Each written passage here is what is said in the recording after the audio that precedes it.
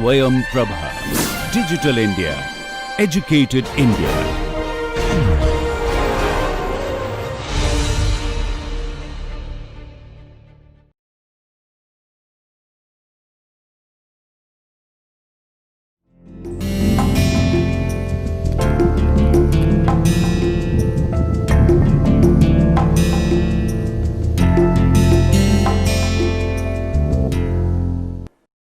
Hello, my name is Dr. Himanshu Tyagi and I am teaching this course on heat and mass transfer. Today we will start a new topic of natural convection. Before we do that, let us do a quick recap of what we have done till now in the last lecture. So, in the last lecture we had looked at some parts of forced convection in internal flows. So, we looked at the specific case of laminar flow in pipes and we tried to figure out how would the velocity profile inside a laminar flow taking place inside a pipe which has been fully developed, how will it look like? So, graphically we can see over here it looks like a parabolic flow profile and the equation turns out to be like this. And what we have also figured out is the maximum velocity at the central line position, because the maximum velocity takes place at the center of the pipe, is equal to twice the amount of the average velocity which is taking place throughout the cross section of the pipe. And we also looked at the expression for pressure drop inside a fully developed laminar flow taking place inside a pipe, and we expressed it in terms of the average velocity, and we saw that this delta P increases linearly with the length of the pipe. So, it is directly proportional to L. That is why we get del P by del X as a constant value. And if we double the length of the pipe, keeping everything same, the pressure drop also doubles. And we had rearranged this particular pressure drop equation and written in this form so that we can introduce a factor small f, which is denoted as the Darcy friction factor. And for laminar flow taking place in circular pipe which has fully developed, the expression for F turns out to be a very simple ratio, 64 divided by RE. We also wrote the expression for the turbulent case in smooth pipes where the equation is slightly complicated and it appears like a logarithmic of Reynolds and the whole thing has a power -2. Then we wanted to figure out, in this particular case, if heating is also taking place, is there a way we can figure out the temperature profile inside the fully developed region. So, we wanted to figure out T as a function of R and X. For that we did certain analysis. Essentially we did the energy balance on a small control volume. So, this small differential element which is shown in this diagram as well as the diagram shown below over here, we had looked at this differential element, and using this energy balance equation written on the right side of the screen, we could derive the expression for del T by del X, in this case del T by del R. So, we figured out by solving this particular equation over here that we could get a reduced equation which looks like second order ordinary differential equation, because the left hand side del T by del X turns out to be a constant. So, this would be solved very easily and we needed certain boundary conditions. In order to apply them, we consider two cases. In the first case, we assumed that the pipe is being uniformly heated with the help of a Q dot S equals to constant source, which is a constant heat flux. And based on this particular assumption, we could immediately write that del T by del X is a constant based on our analysis done earlier. And we got this second order differential equation over here. I will highlight it in orange color as a box. And then we needed two boundary conditions in order to solve for T. So, we got this particular expression, got the value for C1 and C2, and this is the final form of the equation that we obtained, where T is not only a function of R like it is shown over here, it is proportional to R square and R to the power 4. There is a hidden variation of temperature with X as well, because Ts, the surface temperature itself, varies with X. So, in the fully developed region, both of these lines are actually straight lines having constant slope. So, I can show the slope over here. both those slopes are equal, and the delta t difference between them is just a constant. So, based on this particular analysis, we could figure out the value of H, because ultimately we are interested in calculating the overall heat transfer coefficient and the overall Nusselt number. And after doing this long 3-4 slide calculation, we were very excited to see that the Nusselt number value, as she is shown in this particular box over here, it turns out to be simply a constant value equivalent to 4.36 for case 1, where the heat flux is constant. And if we did the similar analysis, which I have asked the students to do themselves, it is very straightforward, they can do it. In that case, Nusselt number value turns out to be another constant, which is simply 3.66. And in the plot shown on the top right hand side of this particular screen, we actually see that in the fully developed region, which is this part over here, this is the fully developed. Depending on the two cases, like this was case 1, the top curve, and this is case 2, the bottom curve, that we get constant values, and we could extrapolate the solution for the entrance region as well, for which we get slightly complicated expression over here shown on the top right hand side. And this is given for case 2, where the pipe is having this constant temperature. We can just replace this number over here 3.66 with 4.36, and we will get the expression for the second curve as well. So, the both of them are interrelated with one another. So, this is some very nice equation we got. Now, we compared that final result with that of turbulent flow taking in a pipe. So, if we have fully developed turbulent flow, so I will write fully developed over here as well,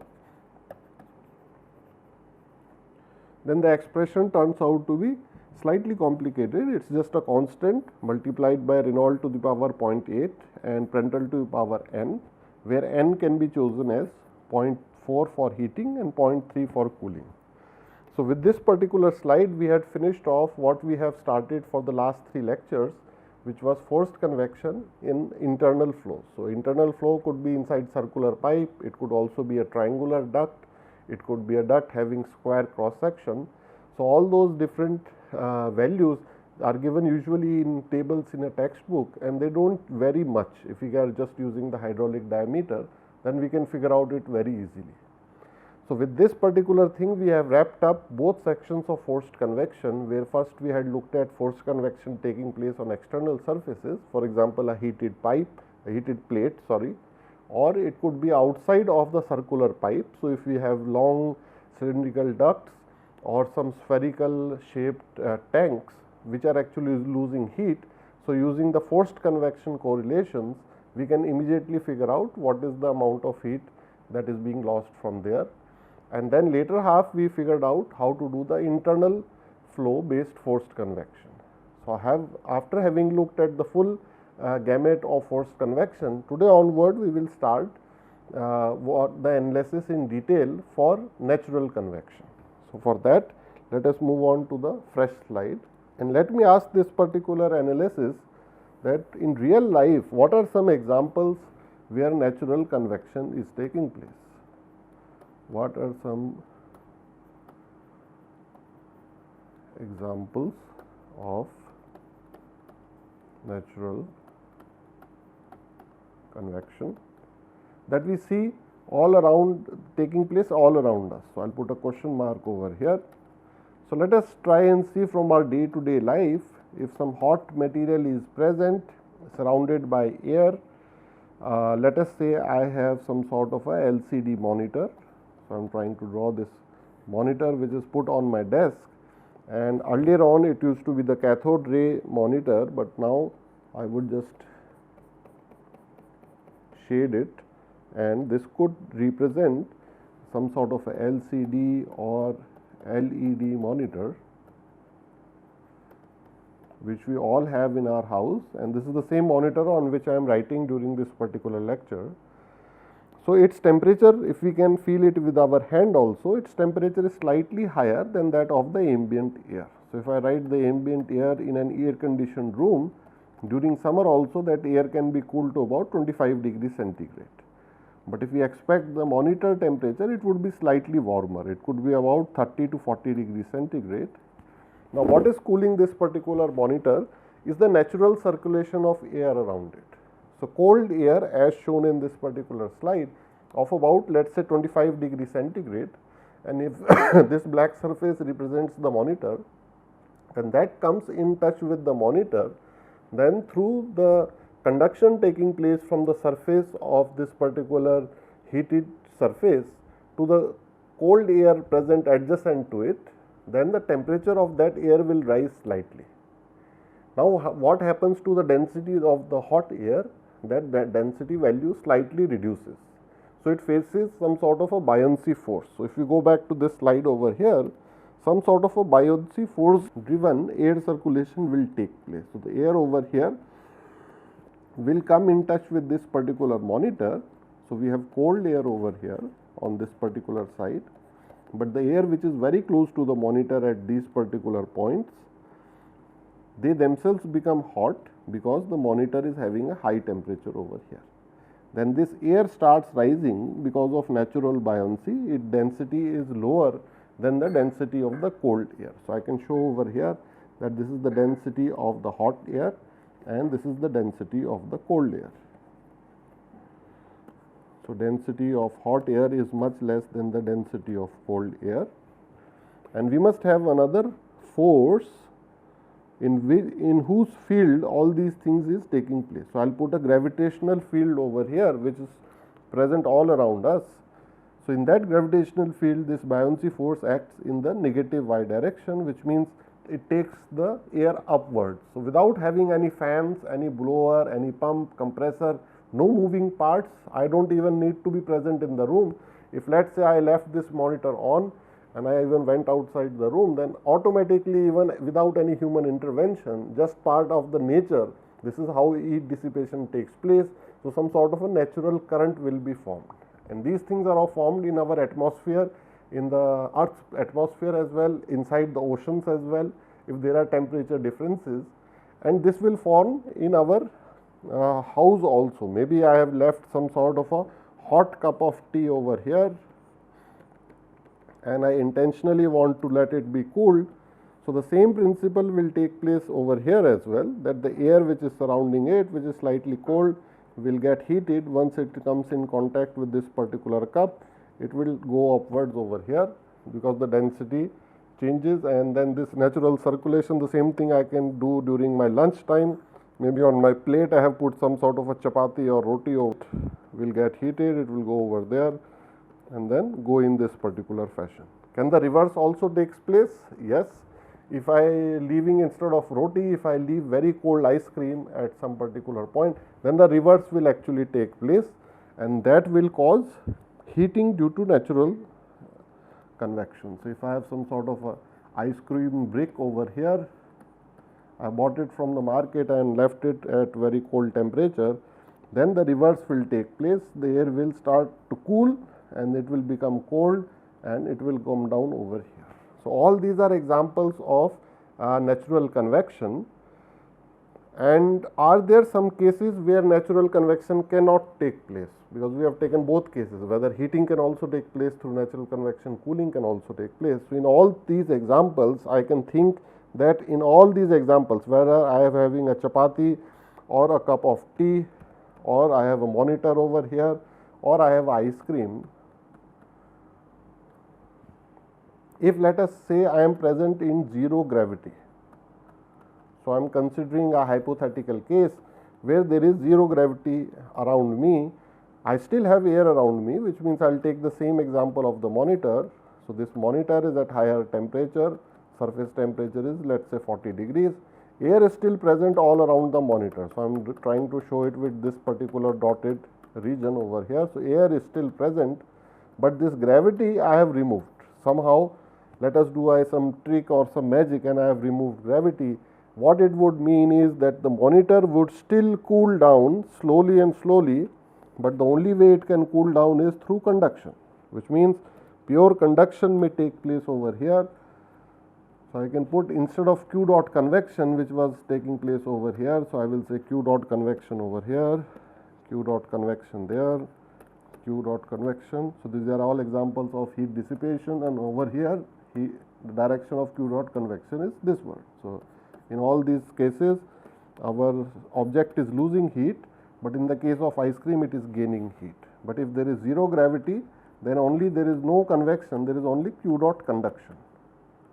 So conduction will take place through the air, and we all know air is a very poor conductor, which means there is a chance that these equipments or my tea or my roti in zero gravity, it will have high temperatures for longer period of time. And where does this zero gravity exist? Perhaps nowhere on the earth, but in the space. So if we are fortunate enough to visit the International Space Station, which is orbiting around the earth, and they have astronauts there from various countries, primarily from US and Russia.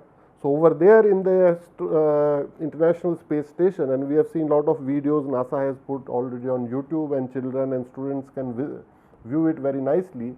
There they have to make extra care that any equipment which is present over there, which was designed for Earth or for the place where the gravity value is 9.8 or so, in International Space Station essentially it's not zero gravity, but the gravity is very, very less. So they usually term it as microgravity. At that particular point, because of very low value of G, effective G over there, then heat dissipation has to be enhanced with the presence of some blower or fan or other things. Otherwise the device will start heating up, because if I don't remove heat even from this mobile phone over here, if I am not removing heat sufficiently over here, its temperature will increase. The same thing happen in our body also. If let us say God forbid, if some sort of the thermal regulatory mechanism fails, that sweat which is coming out, which is cooling us in summer, if that mechanism fails, then the core body temperature would start rising, and people would start to get those symptoms which they get when their core temperature increase, which means they are having the fever. So body temperature will go to 102 degree Fahrenheit, and after 104 or so it starts to become fatal. So people can go in coma, and then they can even die. So in all these examples, what I have tried to show is that not only forced convection is important, but natural convection is also important as well. One thing I would also like to share that as an application point of view, engineers may keep in mind, sometimes they have to design the heat dissipation from a source with forced convection, where they will put some sort of a fan or a blower or a pump. But for instance, in critical time, if the power failure takes place, so if the power to the fan or blower or to the pump due to some emergency it is shut down, then how will the heat reduction from that particular source take place? So in the case of our house examples like tea and roti or even monitor, if some failure takes place, it is not catastrophic. But if certain thing like this were to take place in a huge power plant, maybe steam power plant or nuclear power plant, so there they have to have such a robust system that even if the forced convection system fails, that even through natural convection things are cooled down and no emergency is faced. So these are some of the things I just wanted to share before I started the formal lecture from the next slide onwards. Now let us look at the mathematics behind this buoyancy force that I had discussed just now. For that what causes this particular buoyancy and what is its quantitative effect. So if I have this gravity over here, then the buoyancy force acts upwards. So let us write the expression for volume expansion coefficient. So this is denoted by the symbol beta, and this will help us understand that if I have a cup of tea over here, how does this air rise over here, how quickly does its density change, and how much force is actually felt by it. So beta is defined as 1 by V volume and del V by del T.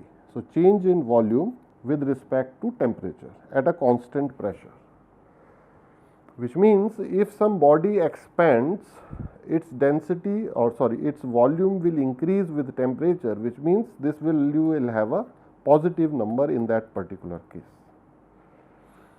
And we can also convert it into rate of change of density. So I can write it in this form as well.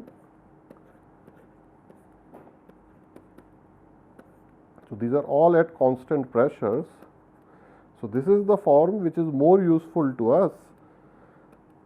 And over here, why did we have a negative sign over here? Because in case of air, this number will turn out to be a negative. So, the gradient, so the change in density with increase in temperature, del rho by del T, because our density decreases at higher temperature for air, which means del rho by del T will be a negative number. That gets cancelled out with a negative over here. So, we will get beta is a positive number for air. Now, let us also try and see what is the value of beta for ideal gases.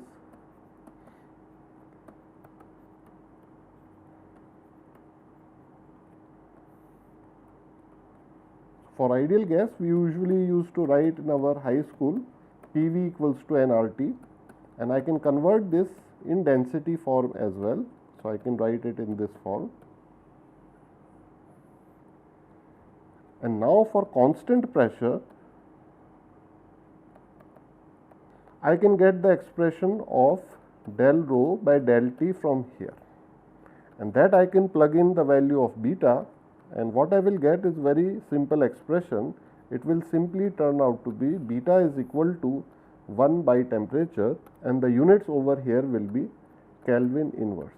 So, whenever we are adding temperatures or subtracting temperatures, let us say I want to have temperature difference inside the wall, left side is 30 degree, right side is 25 degree. I can do it in degree Celsius or in Kelvin, because both have the gradient of 1 degree is equal to 1 Kelvin.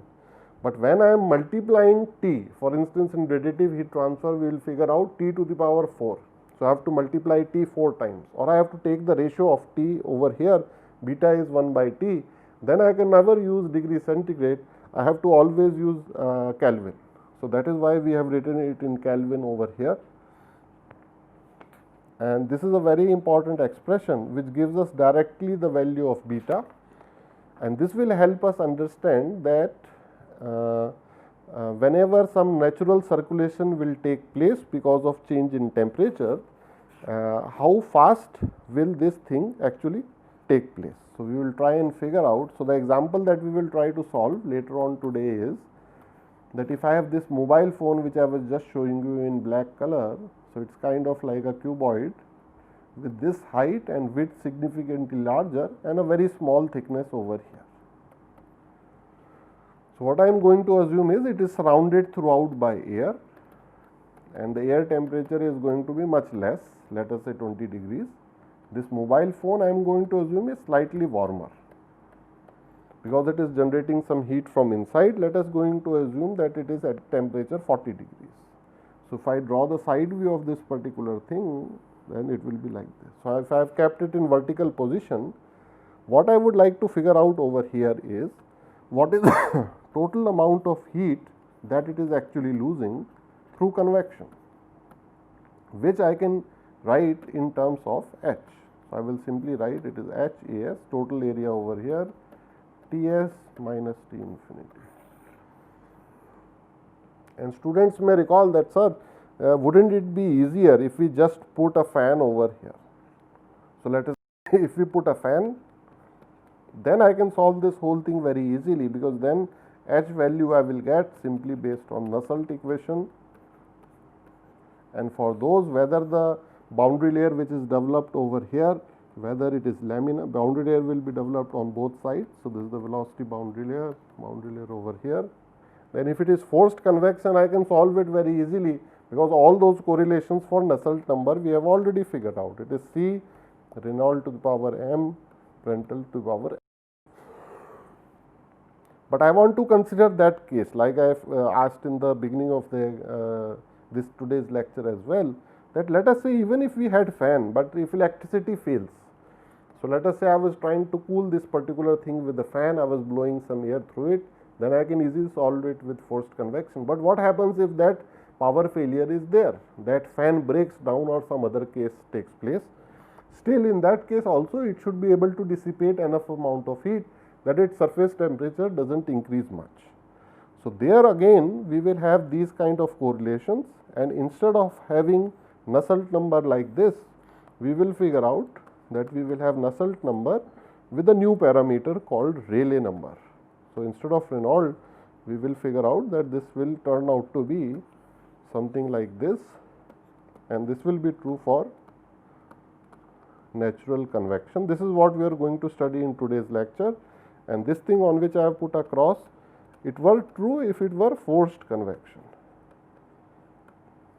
And something very important I want to point out over here, in real life there could be some scenarios in which we have mixed kind of convection, where it is losing heat because of natural convection as well, and some small amount of forced convection is also over there.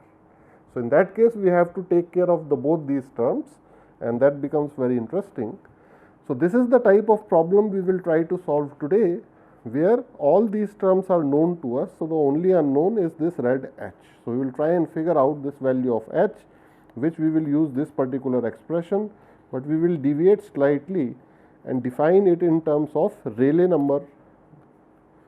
I will just define in a little while that this is the Rayleigh number that we will be using, and over here we will try and figure out what is the rate at which heat loss is taking place. So, with this example, let us try and look at the physics behind natural convection, and we will look at the equation of motion.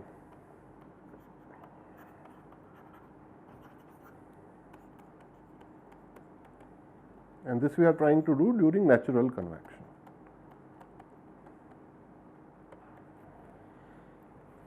So, let us draw the system in this particular case. Let us say this is a vertical plate which is very, very hot. So, this temperature I know, and I am only considering one side of the plate, this right hand side over here, right hand side, and whatever I do on the right side, I can always say that everything is symmetrical on the left hand side as well.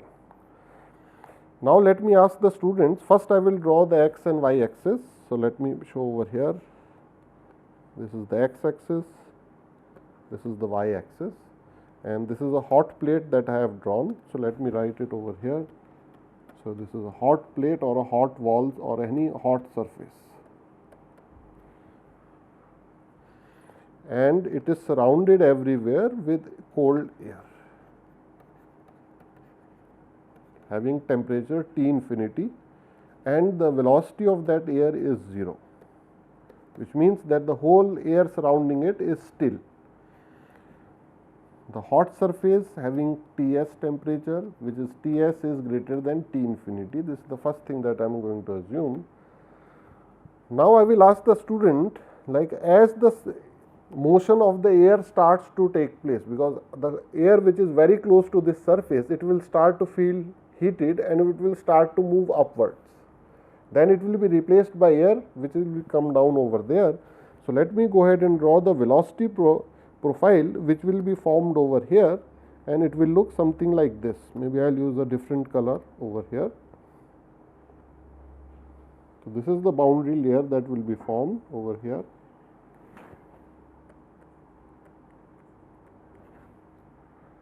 So, inside the boundary layer, we want to figure out what is the temperature profile. So, I want to figure out things like what is the temperature as a function of x and y, what is the velocity as a function of x and y, what is its thickness, I want to figure that out as well, and what are the boundary conditions. Some of the boundary conditions I know, that the surface temperature is Ts, cold air temperature is T infinity, its velocity is V infinity. So, let us try and analyze what would be the typical velocity profile inside over here.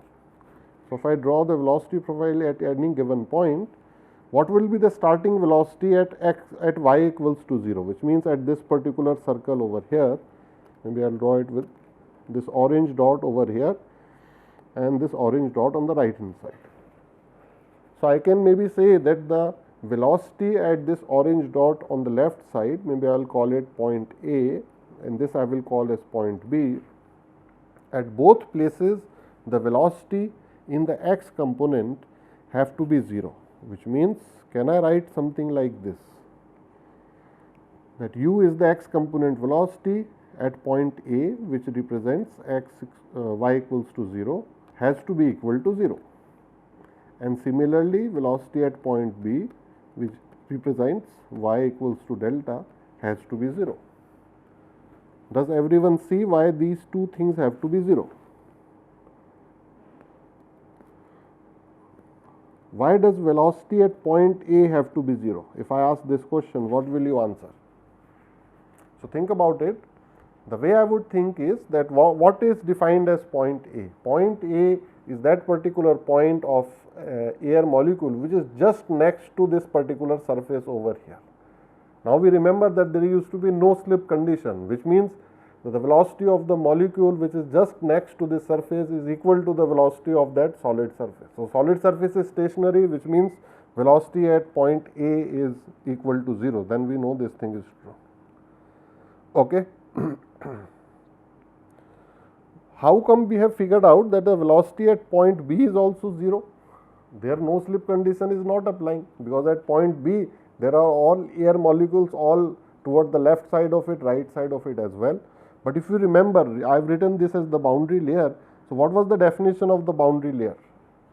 So let me draw over here very quickly. In this particular case, what was the definition of this boundary layer where flow was taking place over a flat plate? It was the locus of all those points where the velocity, let us say at this particular point, so we can write velocity at this y, which is equals to delta, because this is the thickness, was 99% of the u infinity over here, which means it has to be very close to the free stream velocity. So what we are seeing over here is at point B, the free stream velocity very close to it is 0, because v infinity we have taken as 0. So with that logic, velocity at point B also has to be equal to 0. Now let us go ahead. So this is something that we have seen, that how will the qualitative velocity of u look like, and there will be a point at between somewhere over here where this will be a maximum value, as we can see in this particular curve that I have drawn over here. Let me also try and draw the curve for temperature. So let us say I have again these points A and B. Instead of A and B, maybe I will write point C over here. This is point C, and over here is point D. So what should be the temperature at point C? If I can write with darker ink over here, what is the temperature at point C and what is the temperature at point D? So again, due to no slip condition, I can write very quickly that Tc has to be equal to the surface temperature. And what about point Td? Because it is the definition of the boundary layer that outside temperature it has to become very close to that. So it is almost equal to T infinity over there, which means I can draw it like this. If I put some numbers over here, if my Ts is, let's say, 40 degree and T infinity is 20 degree, which means the height over here is half of the height over there, then what I will get is this kind of a profile which reduces very quickly, and then it keeps on going like this. And I can put the length of the temperature at each particular point like this. Okay. So this I have shown temperature as a function of y, and what I had shown earlier was u as a function of y over here. So we are going to write the equation for continuity, momentum and energy, and let us write some of the assumptions and approximations that we are going to make over here. Assumptions and approximations. So first assumption that we are going to make in this analysis, that it is steady state flow. And the second, we are going to make assumption that it is laminar flow, and the third is it's a two-dimensional flow. So I only have x and y direction, and in addition to that we are going to make the Boussinesq approximation.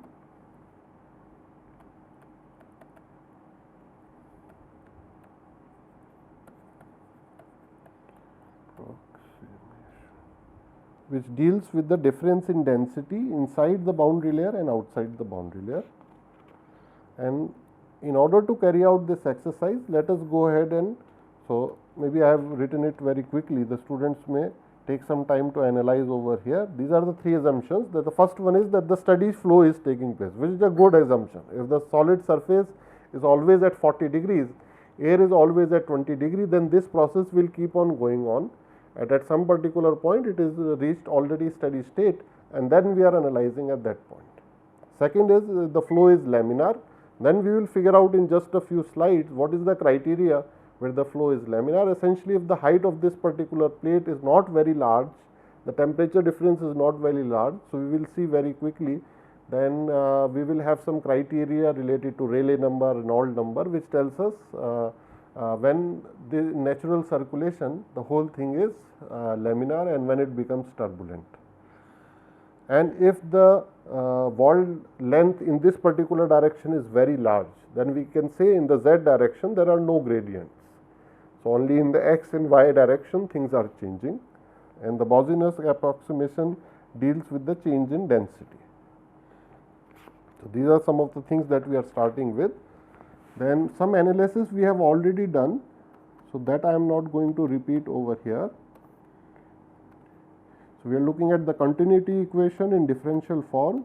It is simply del u by del x plus del v by del y is equals to 0. Then let me go ahead and write the energy balance equation. In this particular case, it also turns out to be very simple. So, this is something we have done looking at the fundamentals of convection few lectures back. So, please revise those notes, we have already done in that particular case. And there used to be some term for del square t del x square, we have neglected all that. How can we do that? We can see in this particular kind of a geometry, in the x direction the gradients are very less compared to the y direction. So, I can say del t by del y is much greater than del t by del x.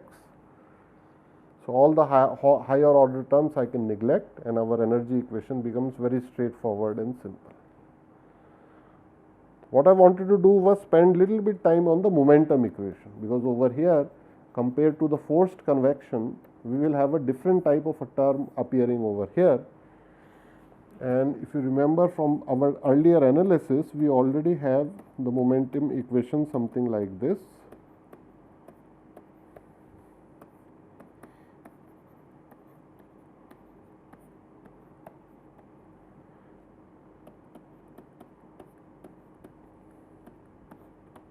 And over here we will add this gravity term as well. So, I am going to write it in red, because this is the most significant term in this particular analysis, and if we did not have gravity, then the whole analysis we do not need to do, it will just become forced convection, or it has to become conduction. So, this term I am writing in red.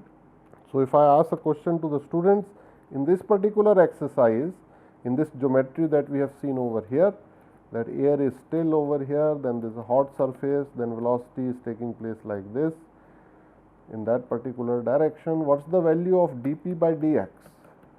Can I link it to certain gradient? Let me ask in this way, can I write this particular expression as minus rho infinity g, minus very clearly over here. And what is rho infinity? I think I will go back to the previous slide and write over here that for the cold air temperature is T infinity, velocity is V infinity, and the density is rho infinity. Because the density inside the boundary layer will not be rho infinity, it will be rho, which will be primarily a function of temperature over here, right. Now, how can I write this particular thing? Where else have we seen it? Have we seen it in fluid statics? That let us say if I have a huge dam over here, then I want to figure out if this whole thing is water, what is the pressure at a given height over here. If I know the atmospheric pressure is P atmospheric over here. So, if you remember, we used to write the pressure at this point, let us say point A.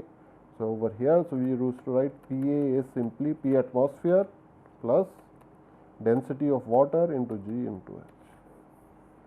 So, that is kind of the rho G H that we are seeing over here, because if I take the H over here, everything is constant. So, from fluid statics we are getting that. So, I can combine all these things, and what I will get expression is something like, if I combine these two terms, what will I get? So, what I am writing is del P by del X minus rho G becomes, because del P by del X I have expression over here, and why is there a minus sign? because when x is increasing, where is x increasing? As I am going upward, x is increasing, then the pressure has to reduce, because as we go up in the atmosphere, pressure reduces, so del P by del x is negative. So I can write it as rho infinity g minus rho g, and it becomes rho infinity minus rho into g. And this thing, can I also write it in terms of change in temperature if I introduce beta? So what I am going to do is replace rho with beta T.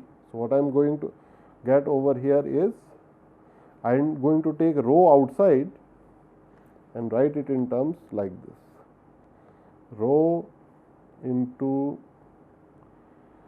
G into this, and density I can replace with, let me write it first, then I will check over here.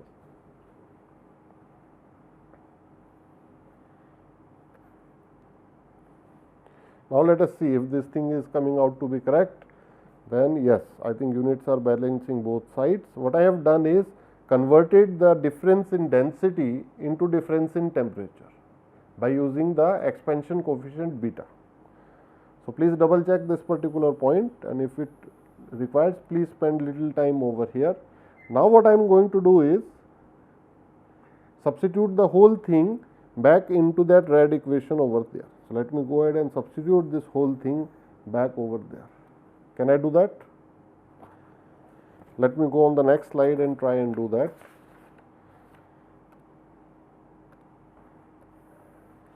So what I had earlier was rho u del u by del x plus v del u by del y is equals to mu del square u del y square minus del p by del x minus del rho g, and that whole thing I am going to replace with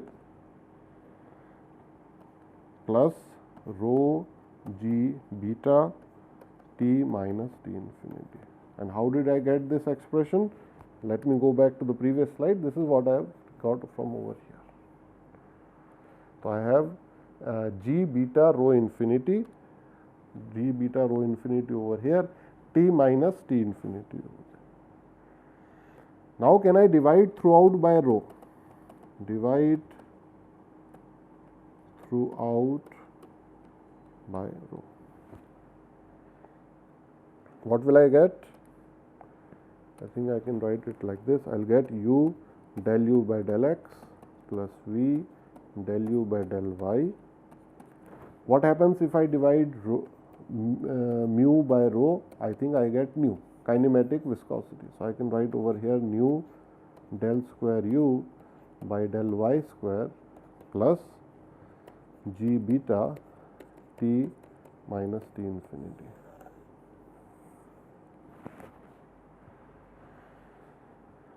Now I am doing this long exercise just to illustrate one very important parameter, and those parameters will be called the Grashof number and Rayleigh number.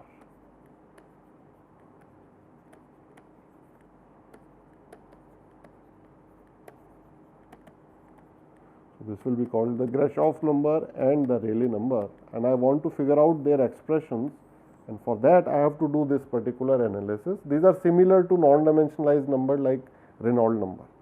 So what I want to do is I want to non-dimensionalize this equation.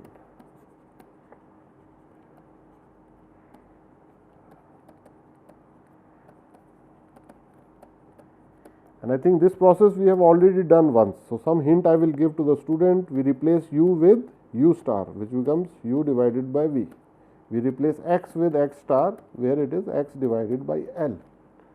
Right? Similarly, v star we can get and y star we can get similarly. Okay. So I am putting dot dots over here. How will we replace T?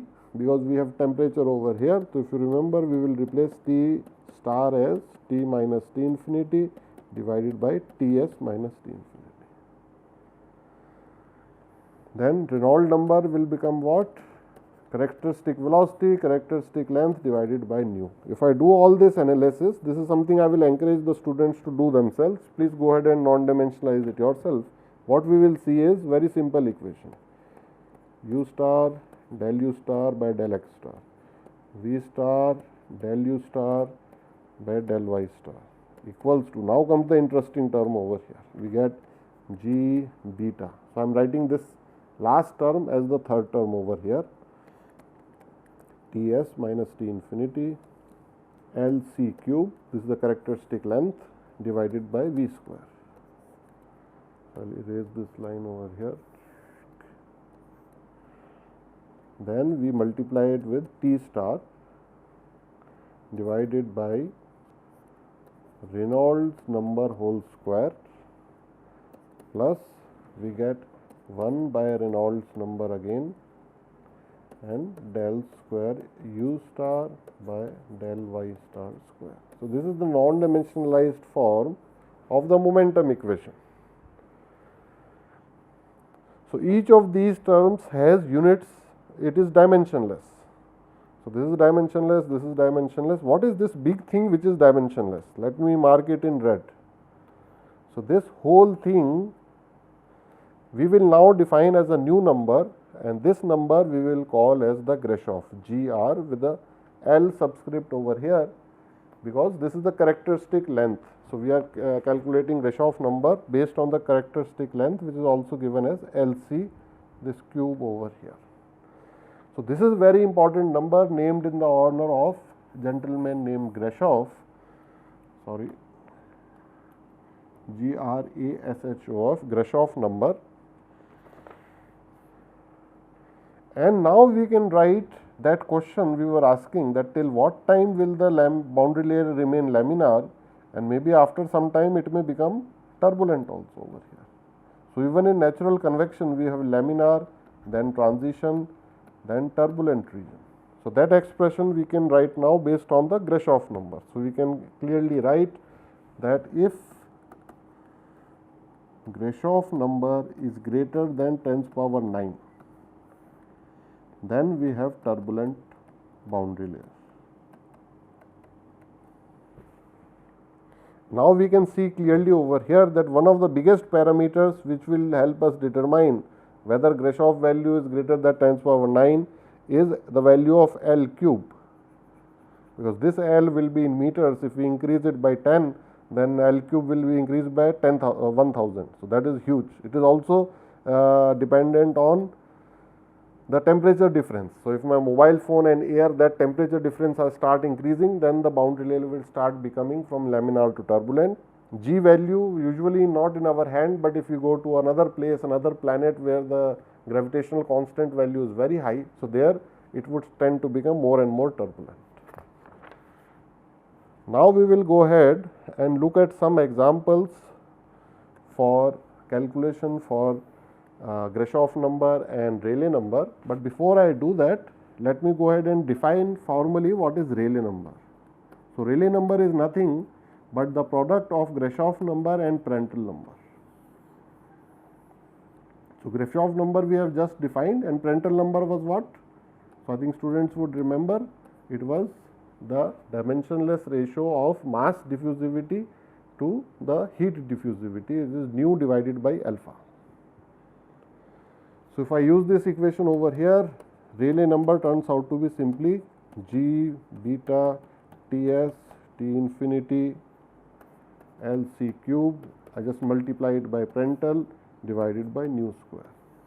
And why are we changing from Grashof to Rayleigh? And the answer is very simple, that in natural convection, the Nusselt number, it so turns out, it actually is a product of Grashof and Prandtl to the power n, which means to remember it in simple terms, we can just write it in terms of the Rayleigh number. Let me write it in red over here. It is simply C terms Rayleigh to the power n. And this is a very powerful equation that we are going to use today to solve one solved example. How do we get these expressions? These are all obtained from some tables which are actually obtained given in all sort of textbooks. So, one such table example I am going to show over here. So, this is a table which gives correlations for Nusselt value for different type of geometry, whether it is a vertical plate, horizontal plate, cylinder, and so on.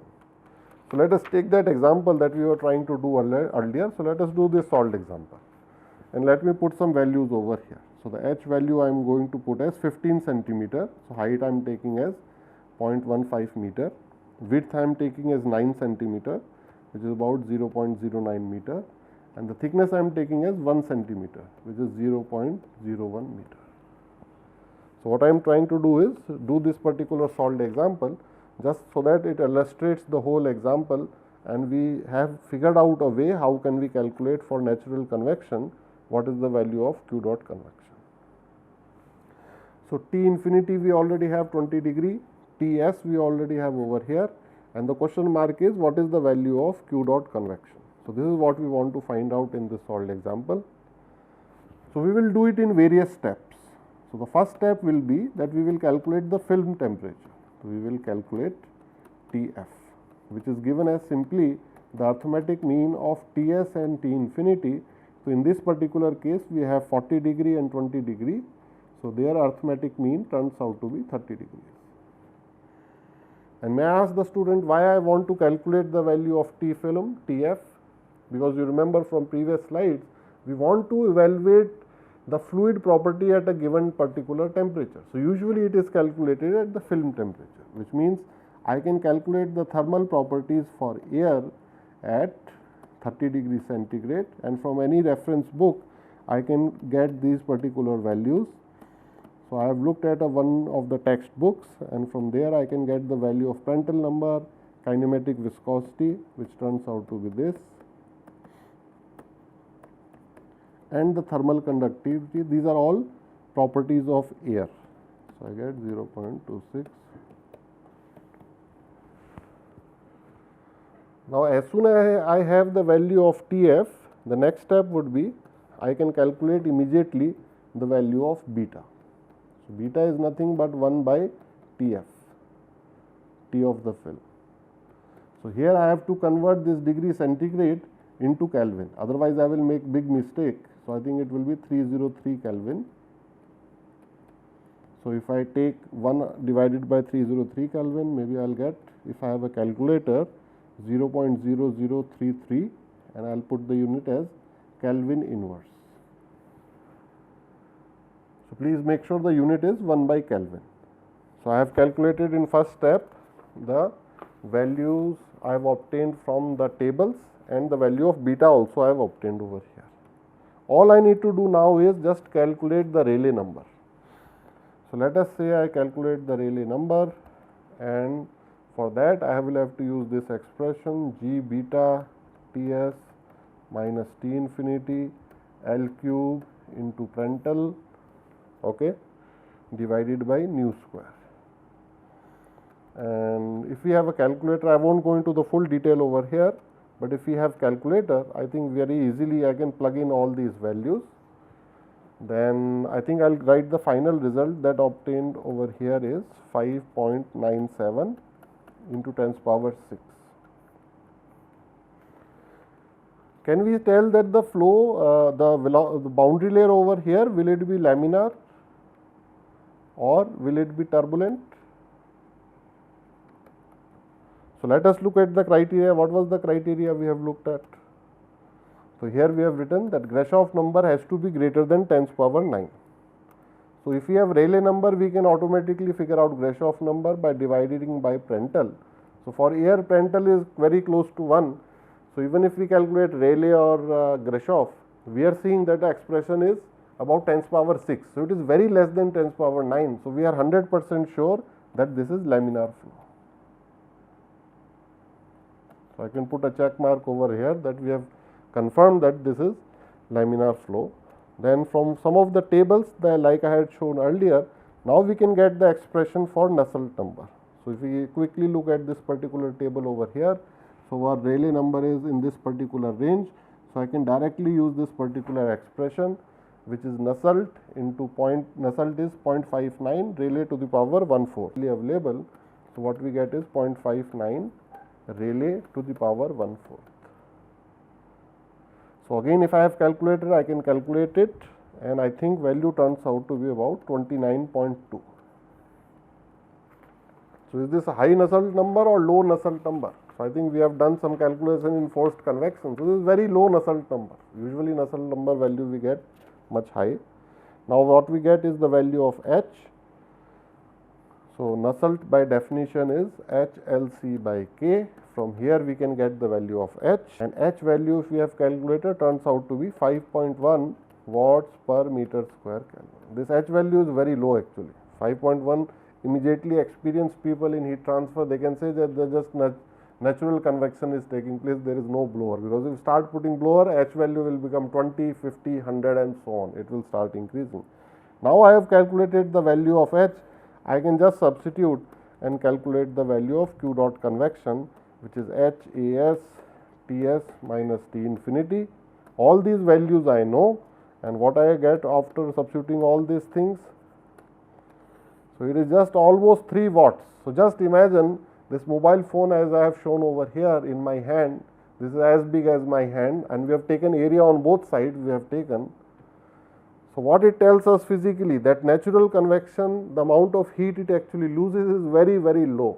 So this whole thing the manufacturer has to design, whosoever is the company, if this calculation is correct, but if I put it in my shirt pocket or pant pocket, I don't want its temperature to go more than, the whole thing only has to generate 3 watts, which is actually very, very small amount of wattage. Nobody can operate their mobile phone at such amount of wattage. What it would mean, if it is not operating at 3 watts but at 30 watts, then what it would mean is that the surface temperature would be becoming higher and higher, or you would require some sort of forced cooling for it to actually be maintained at that temperature. So I think with that we have come to the close of this particular topic. We have covered it very nicely. We looked at the fundamentals starting from over here. So we asked some questions, that what are the example of natural convection, and then we looked at the zero gravity case as well, because there cannot be any natural convection. We started off with the volume expansion coefficient, looked at its value for ideal gas, then we looked at later on in the solved example. We looked in detail in the equation for motion, which we wrote for the continuity, energy and momentum case. We looked at the physical significance of this non-dimensionalization process. How do we get the value for Grashof number? It is very simple exercise, students themselves can get it, and Grashof, if we multiply by Prandtl, we get Rayleigh number from over here. So I think this is very interesting topic, but real life it is very significant as well, and it turns out to be very simple correlation. So I think with that I will stop this particular topic, then we will introduce new topic when we come back. Thank you.